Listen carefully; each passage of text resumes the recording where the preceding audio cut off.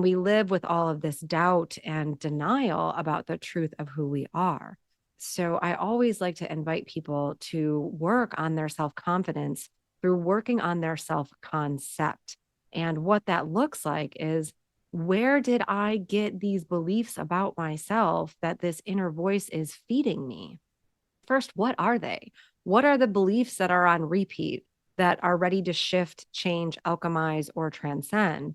Because most likely the beliefs that you still have or that you're carrying are formed or were formed from a younger, outdated version of you that you had to form inside your nervous system, inside your brain, in order to survive. Hey, soul family, welcome to the Alive and Awake podcast. I'm your host, Alicia Kay, and I have spent the last 20 years teaching people how to work with their wounds and overcome their greatest fears so they can learn how to thrive in a world where they were only taught to conform. Each week, we will dive deep into the practical, the spiritual, and the mystical so I can teach you how to do the inner work to know yourself, trust yourself, and eventually love yourself enough to create a world where you feel fully alive, awake, and free. So don't forget to hit that subscribe button and never miss an episode. Ready? Let's dive in.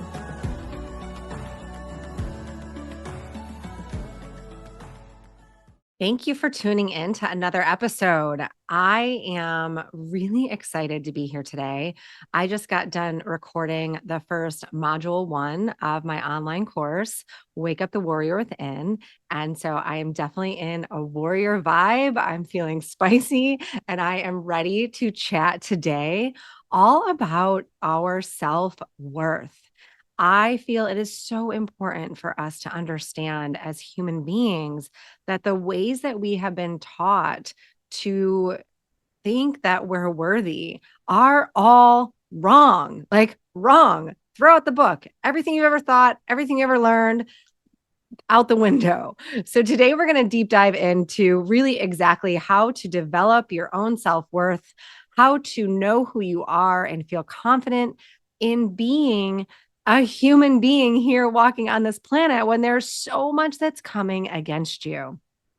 So, what I talked about in my course is that worth is not something that you have to earn. It's not something that you have to prove. It is something that you have to decide and it is something that you have to claim. But there comes a point where you have to be ready for that. So, what it is that you need to understand is that for the first half of your life, wherever you are walking this journey, for the first half of that, not necessarily a chronological age, is you were accumulating all of these experiences that your human being body went through, that your soul chose to experience for your own soul's expansion.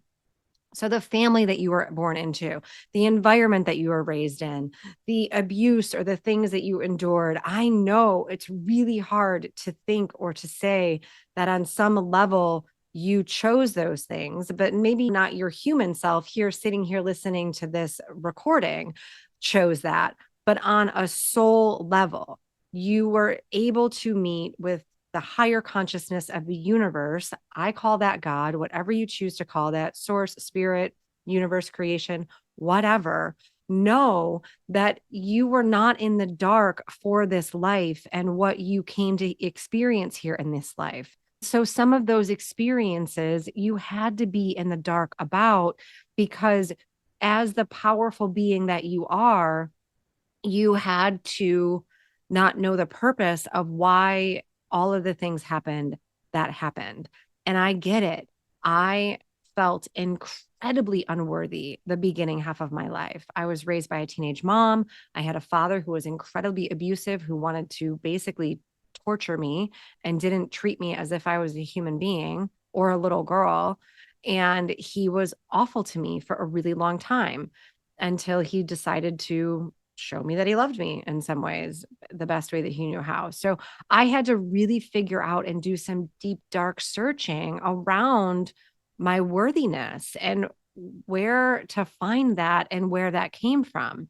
And the truth is that self-worth doesn't come from the things in this world that we think it comes from. A lot of us still seek external validation around getting our parents to still love us, or getting our partner to show us love, or getting raises at work, or like setting a new standard or achievement. And we think that it is, our money or our marriage or our appearance or whatever we have as status in this world that defines our worth.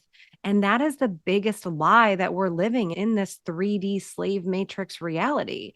Because if the darkness of the planet can keep you believing that your worth comes from material things, or comes from status or wealth or the way you look or whatever, it's just, to me, it's such a bunch of bullshit at this point. It can honestly convince you that your worth comes from that. What does it keep you tied into? Right? It keeps you tied into believing that you're a slave and that you're not free, and that you have to chase and prove and perform and do all of these things in order to get ahead in life. And it stops you from tuning in to the divine intelligence that's living inside of you, right? So your worth is something that you get to decide from within you. It comes from the ultimate knowing that you are a spirit in a body. You are not this body. Yes, your soul chose this body to live this human life in, and to experience life with, and to feel and to grow and to expand and to evolve and to do all the things that we get to do here on this earthly realm. But it is not who you are. You are a very powerful soul. You are a majestic being. You are an energetic light body. You are not this body. This body is on loan. It is your human vessel to experience this earthly realm through. Jesus essentially came here to show us that we are divine beings, and that this human world wants us to deny our divinity. He escaped death, essentially, to show that it wasn't even real, through rebirth and resurrection and our eternal self, right? Our eternal self, our soul, is what is living and existing inside this body. And that is what makes us worthy of love, worthy of receiving, worthy of pleasure, worthy of play, worthy of fun, worthy of whatever it is that our heart desires. We are inherently worthy of.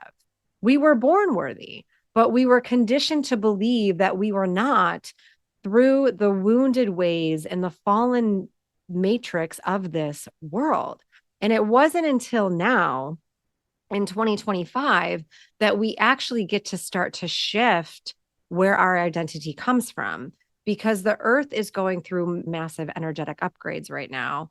And we're seeing lots of different things happening, earthquakes and fires and floods and all of the things which we think is due to global warming. And sure, that's true, but it's also going through a massive reset, where we are welcoming in the energy of the divine mother, the consciousness that got rooted and lifted out of the planet at creation. Like, to think, one of the Bible stories that drive me nuts is thinking that the woman was created out of a man's rib.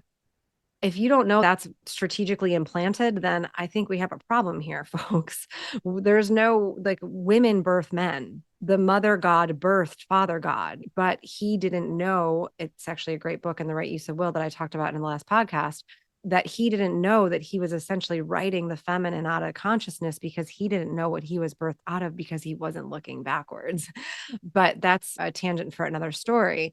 So right now it is learning how to embody or bring yourself back into alignment with the divine feminine energy within you, which is all loving, all knowing, all nurturing, all kind, all compassionate. And that's where we find our worth.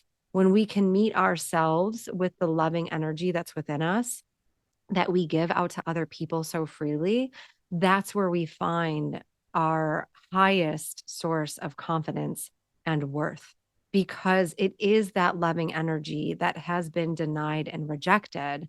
But we think that because it was denied and rejected, that something's wrong with us, that people can't receive that love, or people can't receive our true core essence or our authenticity.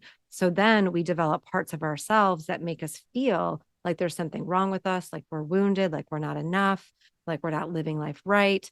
And we live with all of this doubt and denial about the truth of who we are. So I always like to invite people to work on their self confidence through working on their self concept. And what that looks like is, where did I get these beliefs about myself that this inner voice is feeding me? First, what are they? What are the beliefs that are on repeat that are ready to shift, change, alchemize, or transcend? Because most likely the beliefs that you still have or that you're carrying are formed or were formed from a younger, outdated version of you that you had to form inside your nervous system, inside your brain in order to survive. Right? If you told yourself that you weren't enough or that you weren't worthy or that you weren't lovable or that something was wrong with you, then you could do the work that you needed to do to change that, to try to get the love that you needed and didn't get. So maybe you became a people pleaser. Maybe you became a perfectionist. Maybe you became hyper independent and you denied needing people or needing love. Or maybe you became super aggressive in order to show how powerful you were. Whatever it was, those parts of you were developed at a time, space, and reality that you needed that you no longer do. So when you start to pick apart and look at those belief systems and where they truly came from, you can understand that they were either programmed into you by a conditioned, fallen society. A lot of men and women go through this when it comes to like their body image or their appearance, right? We are indoctrinated into believing or programmed into believing, really, by what we see on our television, magazine stands, billboards, things like that. We are constantly programmed to believe that unless we're super skinny or super strong, that we are going to be rejected or that we're not wanted or that we're not lovable. And so these are the things that you have to take a look at, where you have to start to understand that your confidence from this point on didn't even really come from you, right? It was something that was programmed into you. So you have to understand that in order to change that, you have to put underneath a microscope the things that you're saying to yourself or the things that you believe about yourself that may not even be yours. For the longest time, I had the biggest insecurity about my behind. I'll be honest, my ass. I had a huge insecurity about it because I had an ex boyfriend that told me your body would be perfect if you just didn't have those like lines underneath your butt. And of course, in your 20s, you're like, oh my gosh, he's not attracted to me. What's wrong with me? I got to go fix that. But I just know now that person was essentially showing me the ways in which I was giving my power away to the wounded, dominant masculine. And I was trying to find my identity and find my worth in him. And it was never his to decide, it was always mine to decide. So I had to make the choice to say, I'm worthy no matter what this world wants to make me believe about myself, no matter what my body looks like, no matter what's in my bank account, no matter what my home looks like or how well behaved my child is. I get to decide what I believe about me. And when you have that energy, when you cultivate that energy within you, there's an essence that exudes out of you where you no longer need the words to defend yourself, or you no longer need to prove yourself to anybody, because you know who you are and you have become the creator of your life. And one of the things I love to ask people is, hold on, let me think about how to say this. When someone comes into my office or asks me how I became so confident or where my confidence comes from, I play this game with them because I used to play it with myself. I would say, if you were out on a date, what is the one question that someone could ask you that you would be afraid to answer, that you would not want to admit to somebody else? And I suppose I could tell you what mine used to be. Mine used to be that when I was married, I started talking to this guy on a video game, and I had a highly charged emotional affair with someone that I never even met and never even talked to. But what that did to me, because he was asking me questions and he wanted to get to know me, and he was interested in who I was and how I worked, and asked me all these questions that my husband didn't know about me and didn't ask about me. And so it became very clear that the person that I was married to doesn't know anything about me. And so it was culture shock. And I lived with a ton of shame around the fact that this happened for so long that I obviously didn't want to tell anybody about it. And I wanted to hide it because I was embarrassed. But looking back on that now, it was the greatest gift because I didn't know who I was. I got married too fast. I wasn't even sure about how to be in a relationship, let alone a committed lifelong marriage, because I didn't know who I was. So it put me on the path of seeking and doing this deeper work within myself to try to understand and cultivate what was going on within me that I would allow that to happen. And when I think about the questions of essentially, what are you ashamed of? What don't you want to admit because you're afraid that someone's going to judge you? If you can answer those questions yourself and you can get very clear on what they are, then then you don't have to hide from anybody. And if you have nothing to hide and you're just fully your authentic self, then confidence comes easy. But the lack of confidence and the lack of worth comes from thinking that someone's going to judge you or someone's going to reject you because of the decisions you've made, because of the things that have happened to you, because of the mistakes that you've made. Essentially, just by growing and being human, you think that you're going to be rejected. But the minute that you decide to not reject yourself and not abandon yourself is the minute that you get to rise into your authentic truth and your authentic power.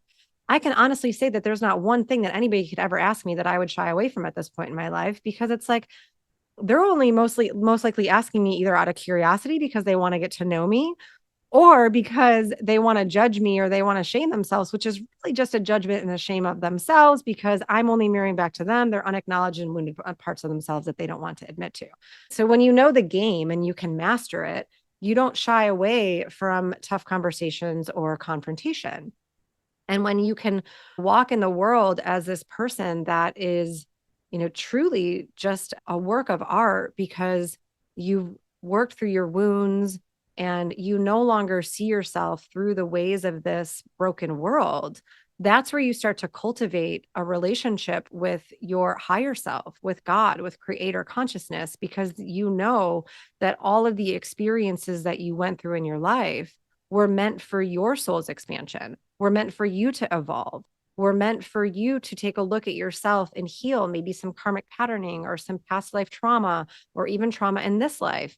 And when there's nothing else there left to extract because you squeezed it and you know it and you're familiar with it and you've loved yourself and you've reparented your inner child and you feel like this new whole majestic version of yourself, the worth comes out of you as an energy, not of something that you have to prove or that you need validation for anymore. And that is the right that we all have as human beings. But let me tell you, it came with a lot of facing myself and being radically honest with myself about who I was and the ways that I was living and the people that I've hurt and the things that I've done that I wasn't proud of. But ultimately, forgiving yourself of those things is the ultimate answer and the path to the highest form of expansion. Because if you can forgive yourself because you've already been forgiven through the eyes of God, you are the creator of your life, then you can start to forgive others. You can start to give grace. You can start to lead with love. You can start to lead with an inner peace within your heart that people just want to be around. And so you stop trying to prove anything anymore because you know who you are in truth and you know your worth in truth. And you know that people that can't see your worth, it's not anything to do with you anymore. It's not personal. They have their own journey to walk. And a lot of people don't want to do the deeper work that's needed to be done within. And they will project their unhealed stuff onto you. And a lot of times when someone is asking you certain questions or someone's judging you, there's something that they're not acknowledging within themselves that they're also judging, because this world is just a bunch of truly hologram mirrors that's pointing us back to our deeper truth and our deeper work within ourselves. So go ahead and play that date with yourself, right? Or I'm sorry, go ahead and play the game with yourself that if you were on a date with someone, what is the one question that you wouldn't want to answer? And most likely that question is going to bring up some unprocessed, undigested shame. Because if you don't want to face it, if you don't want to answer it, if you don't want to look within, it will always block your ability to connect deeper with other beings, right? The walls that you have around yourself and the walls that you have around your heart are protective layers, but they also block your ability to go deep, to trust, to feel safe, to feel seen, to feel loved, and to live in this world as a free, sovereign being who gets to dance and play with life instead of hide and protect from life. So I hope that this was really valuable. I just got done recording Winning the War on Your Worth. So this course is going to be going out again in the recorded version within the next couple months. So I highly recommend that you choose to take the course and do the workbook that goes with it. If you want to get the workbook for Winning the War on Your Worth for free, you can go ahead and do that on my website and download the free workbook, where it's going to ask you some really deep, clarifying questions and also build you up to know how worthy you are as the being walking this planet right now. If there is nothing that you take with you except this statement, my worth is not something I have to earn. My worth is something I am. My worth is not something I have to earn. My worth is who I am. Your energy is enough. Your presence is enough. Everything is enough about you. It is only working with the wounded ways that your ego sees yourself that need to change. You are enough. You've always been enough, and you always will be enough.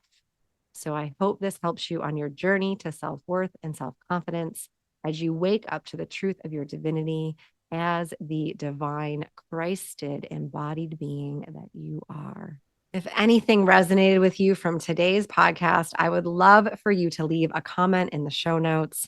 Help me know how I inspired you or something that I made you think about to keep me going. If there's anything that you'd like me to dive deeper on in my next episodes, please let me know. I am here to serve, I am here to teach, and I am here to guide you through your soul's expansion. I love you so much. Thank you for tuning in, and I can't wait to talk with you again on next week's episode.